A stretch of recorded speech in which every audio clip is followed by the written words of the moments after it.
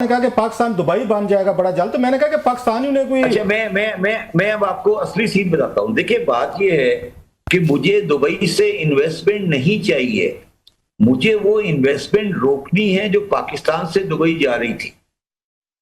देखिए क्लासा साहब, चीजों को थोड़ा सा हमें practical commercial point of view से समझना चाहिए। दुबई का 0 टैक्सेशन रेट है, मनी ट्रेल FATF के अंदर प्रॉब्लम नहीं है, और वहां पर इन्वेस्टमेंट आपने की हुई है, कोई पूछताछ नहीं है। इसके अलावा जो बाकी बांग्लादेश है, सिंगापुर है, वहां पर इन्वेस्टमेंट में आपको बहुत कुछ हिसाब करना पड़ता है। तो अगर दुबई की इन्वेस्टमेंट का जो रास्ता मेरे जाने का तकरीबन 10 से 12 बिलियन डॉलर का रुक जाता है, तो ये समझ लें वो पैसा पाकिस्तान में रुक जाएगा। दूसरी बात, ये जो मैं पूरा अंडर इनवाइसिंग और ये सारा किस्सा करता हूं, इस सारे का जो पैसा जमा होता है वो दुबई में जमा होता है। अगर दुबई गिरता है या दुबई कमजोर होता है तो उसका नेचुरल फायदा सिर्फ एक शहर को हो सकता है, उसका नाम है कराची।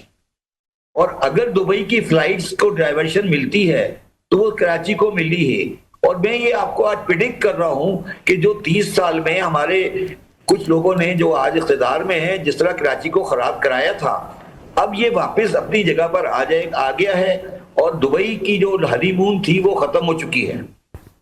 चाहे वो ये वॉर किसी जगह किसी तरह भी एंड करे, ये वॉर कहीं पे भी जाके एंड करे, दुबई का बबल अब दोबारा जिंदा नहीं हो सकता।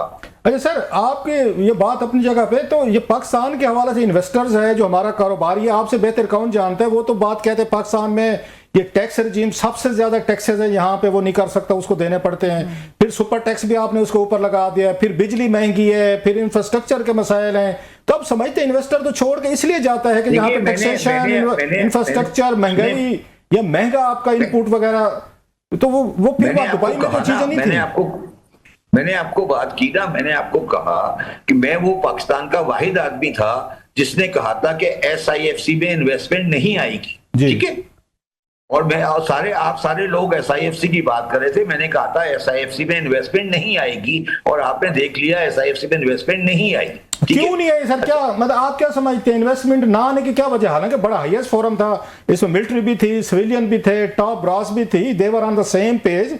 तो जो इन्वेस्टर को चाहिए होता है वो तो था, कॉन्फिडेंस देने के लिए तुम्हारी क्या तैयार थी?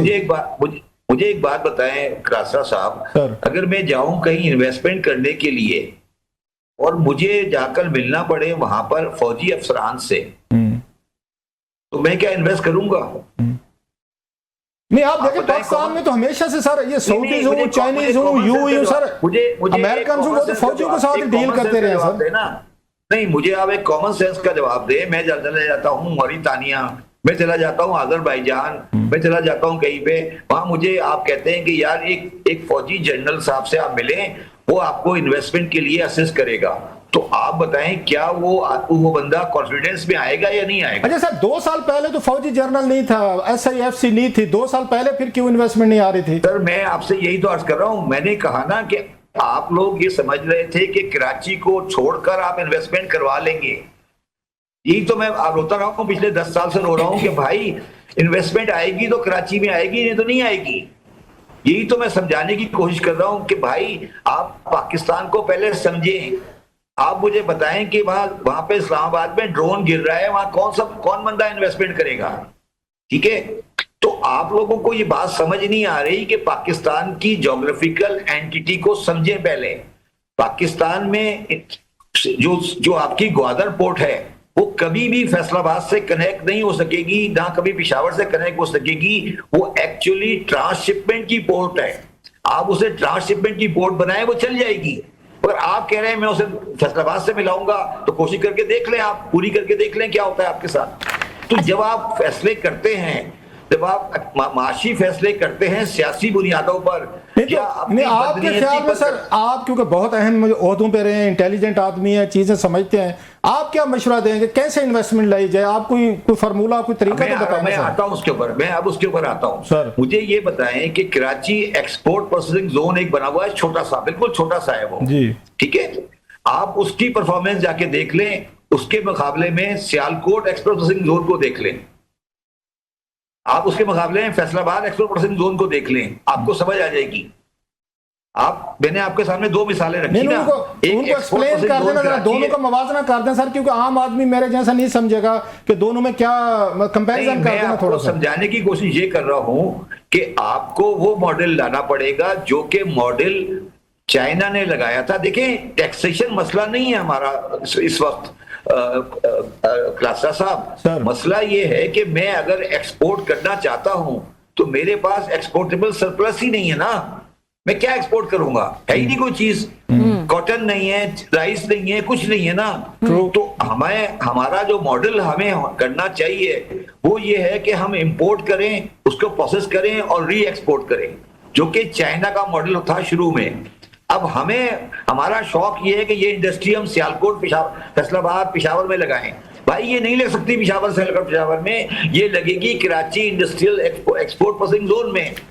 लेकिन सर आपकी बात ठीक होगी, मैं सॉरी टू कट यू, फिर पूरा पाकिस्तान कराची पहुंच जाता है, फिर आप लोग इतराज करते हैं कि कराची को आपने फट गया, आबादी बढ़ गया, गैर मकामी लोग आ गए, बाहर से आ गए। तो आप अगर स्प्रेड नहीं करेंगे अपनी इंडस्ट्री को तो पिशावर से भी आएंगे, हमारे ये सराइकी इलाकों से भी आएंगे, पंजाब से भी आएंगे।